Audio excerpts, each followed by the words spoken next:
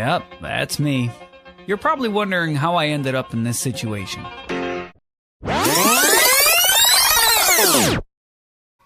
Maynilad, ano na? Bakit sobra-sobra kayo maningil? Nanay ko na problema na. Ang masabi mo, hindi na makatulog. Hindi ako makatulog. Ang laki ng tubig ko. Magkano tubig mo? 8,000. Aray ko!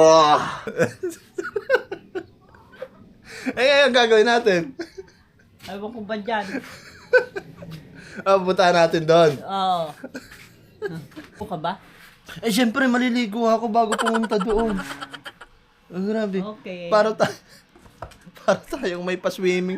Para kami meron pa-swimming pool. Dahil ko pang may 10 pintong apartment eh. Sa 1,000.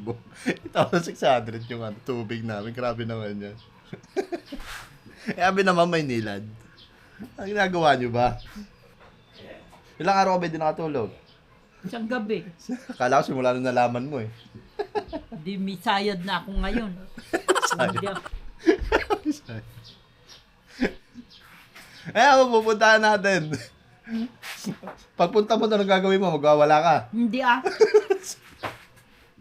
Nakukuha naman sa magandang usapan. Nice. Daanin mo sa magandang usapan. Hindi ka magta-tantrums doon? Hindi ah. Hindi. Huwag kayo iiyak. So ngayon pupuntahan namin to sa Maynilad. Reklamo namin. Ano maayos? Pag hindi naayos, ang gagawin? Nako. Saka tayo pambayad.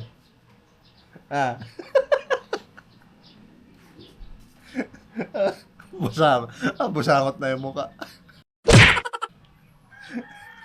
Problemado. Biro mo yung 8,000. Oo. Nang teting na yan. Okay lang yan. Marami ka ng pera eh. Oh, Ilabas mo na. kakaroon ng pera, wala nga trabaho. Sige na ngayon. Babalitaan na lang namin ngayon guys. Pagpunta namin doon. Kung ano naging update. Yan. So guys, ngayon nakagayak na kami. Paalis na kami papunta doon sa Maynilad. Puntahan na namin siya.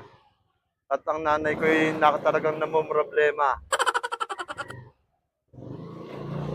Kung bakit ganun kalaki ang tubig namin, buruin mo, nasa 8,600 plus. Ano yun? Normal na mamamayan lang naman kami.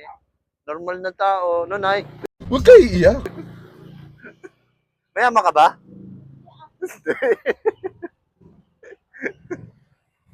Normal lang kami. Yung mga binabayaran namin, mga past na bill namin, lumalaro lang ng mga 200, 300. Simulan nang nakabitan kami ng tubig. Sa tagal ng panahon, ngayon lang. Kung tumaas man, pinakamalaki na talaga is 400. Yung sagad na yun. Pero ngayon, 8,600. Grabe. When? Hindi nga! Saan kami kumukuha sa namin paglalaanan ng tubig yung ganung kalaki? Wala naman kami pa swimming pool. Hindi kaya ano na? Ginto na yung lumalabas doon? Ha? Ginto na ba yung lumalabas doon? Parang ginto na yung lalabas doon. Oo, yung inaalala pa namin yung susunod na buwan na bill. Kung hindi namin nasigasuhin ko ngayon, ako patay. Pero yun mo, napakalaki talaga, grabe. Hindi na nakatulog nanay ko ng ilang araw. Simula nung nalaman niya yung yung bill ng tubig. Kaya ang tatawagin natin ngayon dito is Oplan Sugod, Maynilad.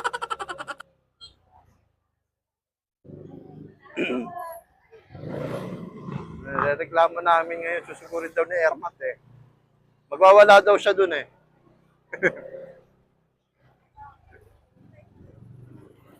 So no choice talaga, kailangan namin puntahan eh. Kasi sobrang laki talaga. Kailangan masikaso eh, naalala pa namin, baka yung susunod na bill, ganun na naman. So mas maganda na yung magapan. Nanay ko, hindi na magkanta o gaga eh, taranta na naman siya eh. May ano pa naman to, may lahing di mapakali. Ano ang pakialam mo? Aligagang aligaga. Hindi na makatulog yan pag ganyan.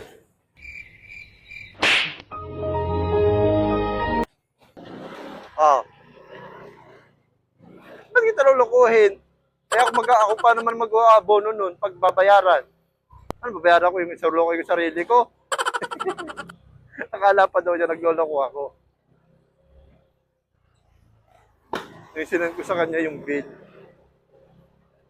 Eh kasi sa akin, through text lang ni Maynilad ang nare-receive naming bill. Wala na yung mismong resibo niya. Yung bill na pinapadala. Wala nang ganun-ganun. Eh ako nakaka-receive nun. So akala ng nanay ko, niloloko ko daw siya. Ba't ka na makakuloloko? Eh ako nag-aabono. So dito lang kami pupunta sa may ano, buti may malapit-lapit lang dito na branch na Maynila. So dito sa may bandang Valenzuela na.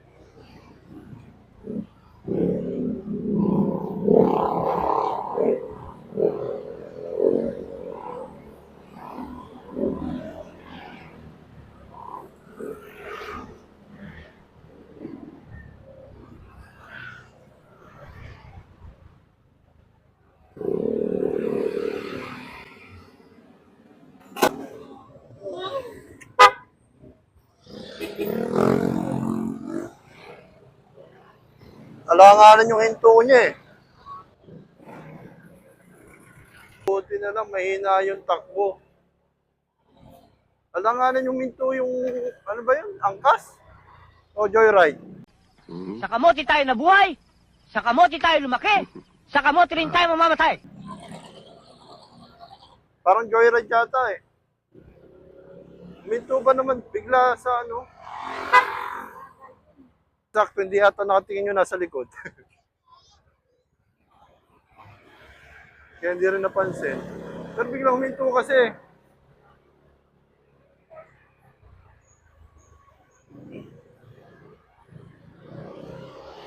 So, sa mga rider natin dyan, konting ingat-ingat lang din. Eh, no? Malapit na tayo eh.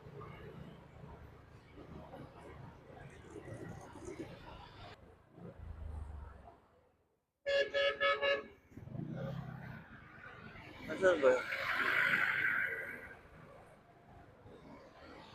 Ito. Ano?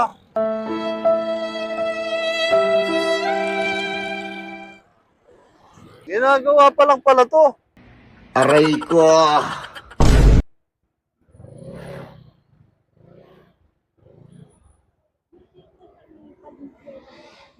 Saan? Bago dumating na?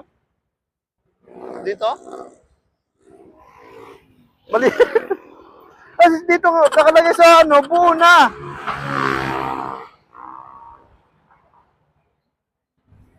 Nire-renovate pa pala. Ang bira. Huwag kayo iiyak. Ha?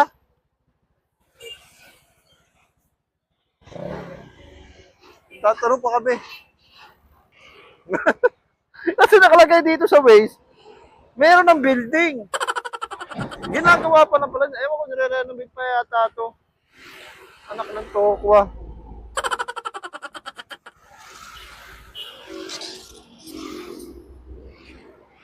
Ang bira.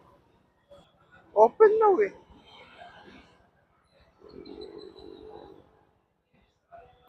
Ha? Teka, pabalikan natin.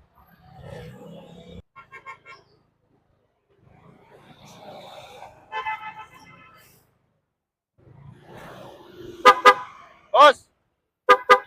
Boss! Boss, walang ano? Saan nakapwesto ito ngayon?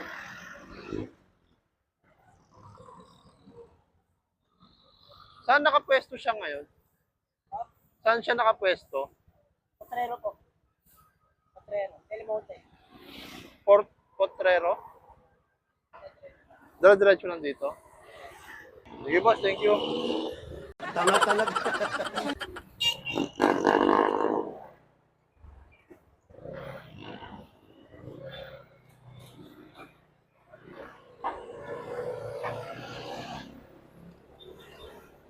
So dito, dire-diretso lang daw.